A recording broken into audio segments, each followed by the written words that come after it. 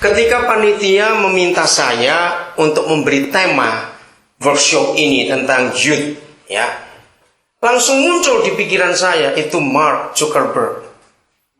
Panitia heran, kenapa pakai nama itu? Saudara, secara wajar, semua manusia secara wajar. Kalau nggak ada itu pasti nggak wajar. Dari kecil semua manusia itu pasti punya idola atau tidak? Punya ya? Dari kecil. Nah, kalau dari kecil seorang manusia itu idolanya bukan bapaknya, itu bermasalah sampai dia tua nanti. Idola pertama dalam hidup seorang manusia, begitu dia sadar, dia butuh figur, dia butuh idola. Kalau yang muncul bukan bapaknya, ada yang salah dalam hidup. Kemana bapaknya? Saudara, aneh sekali. Sejak manusia itu masih kecil, muncul kerinduan itu. Dan itu surga yang menetapkan. Kamu harus punya idola. Nah, apa pentingnya seorang idola bagi seorang manusia? Siapa bisa jawab? Cepat, ini penting sekali. Apa pentingnya seorang idola buat seorang manusia? Seorang tokoh, seorang figur yang panutan, betul. Bukan itu. Apa pentingnya?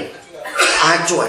Dia akan mendorong karena punya idola itu. Jangan dianggap enteng kalau seorang anak kecil setelah idola papanya jadi idola, maka dia makin dewasa. Terus dia kenal seorang, misalnya dulu saudara tahun 60-an itu ada astronot, ada Yuri Gagarin, ya enggak? Terus ada siapa ini yang dari Amerika namanya? Siapa? Neil Armstrong. Yang sudah meninggal siapa? Yang pertama kali mendarat ke bulan. Neil Armstrong. Oke, terima kasih. Dia tokoh luar biasa. Nah, anak desa ketika melihat berita itu dia punya idola. Entah Yuri Gagarin atau Neil Armstrong ingin jadi astronot. Jangan ditertawakan. Karena idola itu mendorong dia. Betul tidak? Maka itu kalau saudara terlibat dengan anak-anak, temukan apa idola anak itu. Siapa idola anak itu. Karena itu yang mendorong untuk maju. Contoh lain. Kita sudah lupa, tapi ini fakta. Mengapa semua anak kecil, kalau dia perempuan, waktu mulai umur 6 tahun ke atas, seneng pakai sepatu mamanya, rok mamanya, iya atau tidak? Kalau anak lagi, seneng pakai sepatu papanya atau baju papanya. Saudara tahu kenapa itu? Siapa bisa jawab? Karena ingin menjadi cepat dewasa. Nah, manusia diciptakan Tuhan dengan satu eagerness, suatu dorongan yang kuat untuk ingin jadi sesuatu. Ini hal yang sangat hebat. Dan hal ini tidak diberikan Tuhan kepada binatang.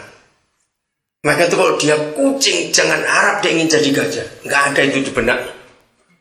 Ngerti ilustrasi ini ya? Hanya manusia yang punya itu.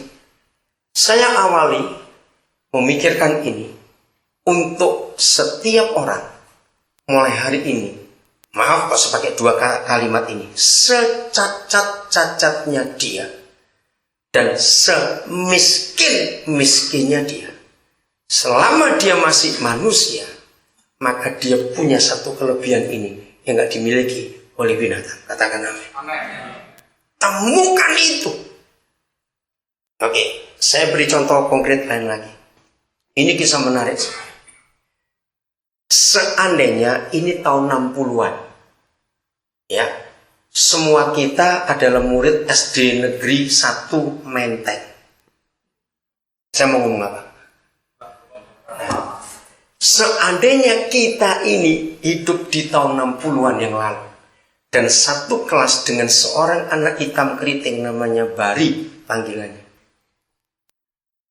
Saudara ngapain dia kira-kira? Nah itu dia, jujur, ngeledekin.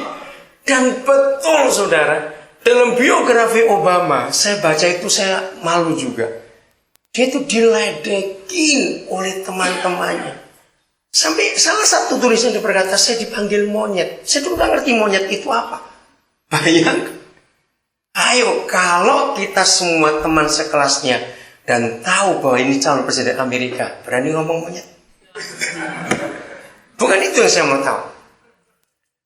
Kira-kira kalau kita tahu bahwa seorang teman kita yang jadi orang hebat nantinya, yang sekarang ini nggak ada nilai apa-apa yang lebih dari dia, tapi seandainya kita tahu bahwa dia kan jadi orang hebat, beda nggak cara kita bersahabat dengan dia?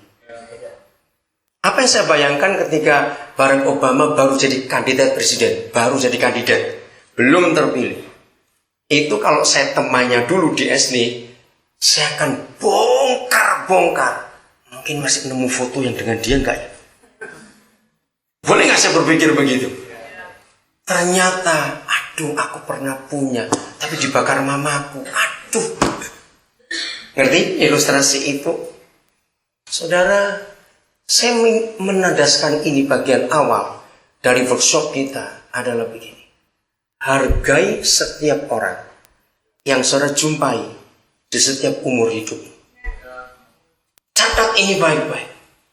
Hargai setiap orang yang kau jumpai di sepanjang umur hidupmu, siapapun orang itu. Kalau semua kita bisa memakai konsep ini dalam hidup, nggak ada orang jahat di dunia ini. Saya mempelajari dari Alkitab, saudara. Baik dari kisah Simpson, kisah Daud, Yusuf, semuanya itu. Dengar. Penyebab orang itu jadi jahat sebelum karena lingkungan ada satu. Rejection, catat itu. Ditolak. Jawab iya atau tidak. Hal yang paling menyakitkan dalam hidup manusia itu ditolak. Udah nggak usah jauh-jauh, siapa pernah ditolak pacarnya? Dan itu dulu dah. Betul, itu sakit sekali. Apalagi kalau penolakannya dengan penadasan karena kamu bau, itu lebih celaka. Maaf ya, jangan marah. Atau aku nggak suka kamu karena gigimu itu maju mundur, misalnya begitu. Maaf, karena ada orang ditolak karena giginya. Jadi banyak hal. Rejection adalah hal yang paling merusak hidup manusia. Ketika saya belajar, kenapa seorang manusia dari bayi, dia tahu bahwa ini papa mamanya, itu om tantenya. Kok bisa tahu? Apakah seorang anak diberitahu, jangan salah ya, ini papa mama, itu om tante, awas kamu salah. Begitu? Kenapa anak-anak langsung tahu ini papa mamanya? Saya bilang baunya, awas. Alkitab menuliskan, kalau saudara mau baca silakan Roma 15 ayat 7. Saya suka sekali kata itu. Roma 15 ayat 7. Maka itu jangan pernah menolak orang, siapapun orang itu. Kita nggak tahu masa depannya kayak apa. Maaf saudara, apa yang saya katakan saya nggak cuma ngomong. Itu yang saya buat. Siapapun yang Tuhan ketemukan dengan saya akan terima. Bahkan mungkin saya ini satu-satunya manusia unik di Indonesia. Kalau ada maling masuk ke rumah saya nggak akan teriakin maling. Saya akan terima dia baik-baik. Cari jiwa itu susah. Ini datang sendiri. Jangan ditolak, serius. Tanya anak-anak saya, tanya istri saya, maling pun saya akan terima. Karena ditolak itu menyakitkan. Kenapa ibu tertawa? Terus ada yang bilang, loh kalau bawa parang. Nah, kalau engkau ngaku Kristen masih takut mati, engkau belum Kristen. Betul? Saya akan cari gembalamu untuk dibaptis lagi. Kalau kita Kristen, kita nggak perlu takut mati. Amin. Berapa banyak orang hebat itu mantan maling di dunia? Betul? Kalau maling itu ada yang terima dia, yakin hidupnya pasti berubah. Amin. Maka itu penerimaan itu penting, saudara. Siapa pribadi yang membuat Barack Obama yang terhina sejak kecil? Bayangkan, umur 2 tahun. Dia umur 2 tahun, papa mamanya cerai. Hancur hidup. Dia dititipkan ke oma-opanya. Umur 4 tahun, mamanya menikah lagi dengan orang Indonesia, lolos UTOR. Umur 6 tahun, bapak tirinya lulus. Gak bisa tinggal di Amerika, harus pulang. Maka dengan ibunya Andanham, dia pulang, dia bawa ke Indonesia umur 6 tahun. Masih gak ngerti apa-apa. Tinggal di menteng itu. Dihina,